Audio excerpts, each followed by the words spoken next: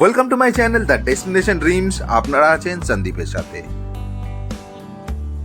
অন্যবারের মতো এবারেও আমি চলে এসেছি আপনাদের জন্য একটা নতুন কন্টেন্ট আর একটা নতুন ব্লগ নিয়ে।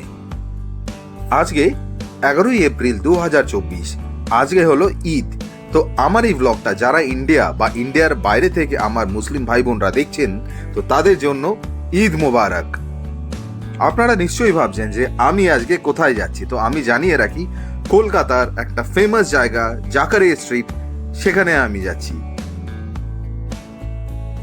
ওয়েট, আপনারা নিশ্চয়ই ভাবছেন আমি কোনো রকম ফুড ব্লগ করতে যাচ্ছি, কিন্তু আপনাদের জানিয়ে রাখি আমি কোনো রকম ফুড ব্লগ করতে যাচ্ছি না।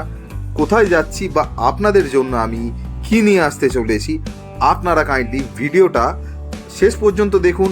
আশা করছি অন্যবারের মতো এবারের ভিডিওতেও আপনাদের খুব ভালো লাগবে।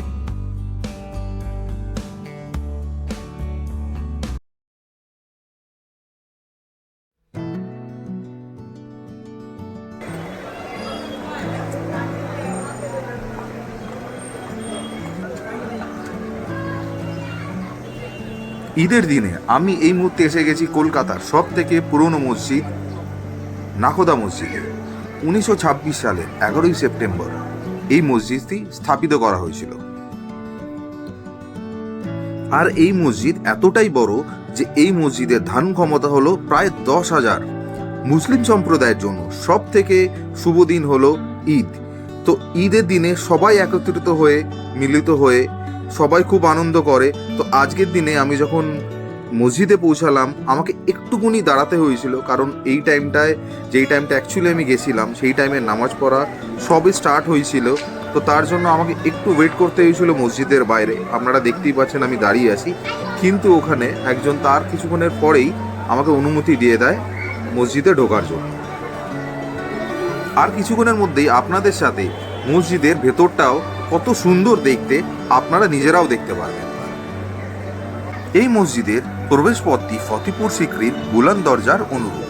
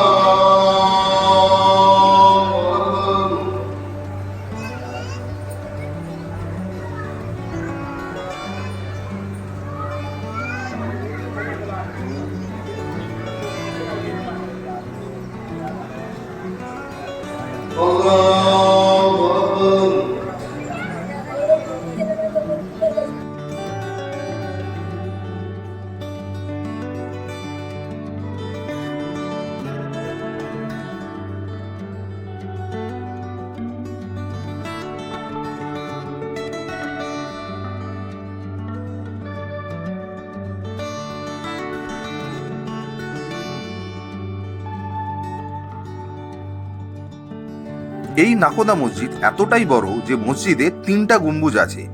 এছাড়াও 25টি ছোট ছোট মিনার আছে, যার উচ্চতা 100 থেকে 117 ফুট অবধি।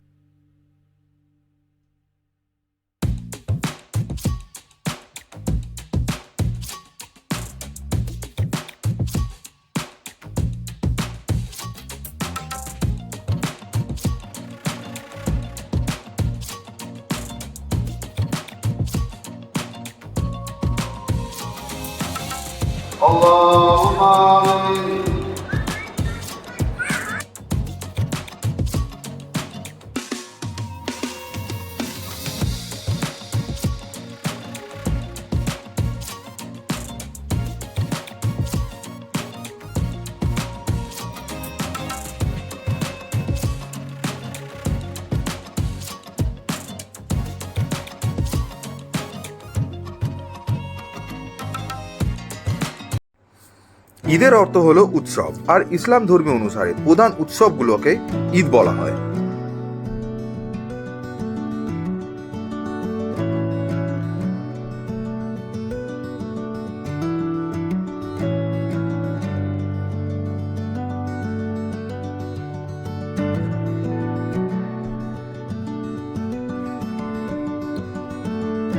আপনারা চাইলে আমার সাথে আমার ফেসবুক গ্রুপে আপনারা জয়েন করতে পারেন, অথবা আপনারা যদি চান আমাকে ইনস্টাতেও ফলো করতে পারেন। আমি ইনস্টা আইডি আর ফেসবুক আইডি আপনাদের সাথে ভিডিওর নিচে মানে ডেসক্রিপশনে আমি শেয়ার করে দেব। ভিডিওর পাশে একটা ছোট্ট বেল আইকন আছে, আপনারা যদি এই বেল আইকনটাকে প্রেস করে রাখেন তাহলে নোটিফিকেশন আপনারা পেয়ে যাবেন। মানে আমি যখনই নতুন কোনো ভিডিও আপলোড করব আপনাদের কাছে তখনই আপনারা নোটিফিকেশন পেয়ে যাবেন।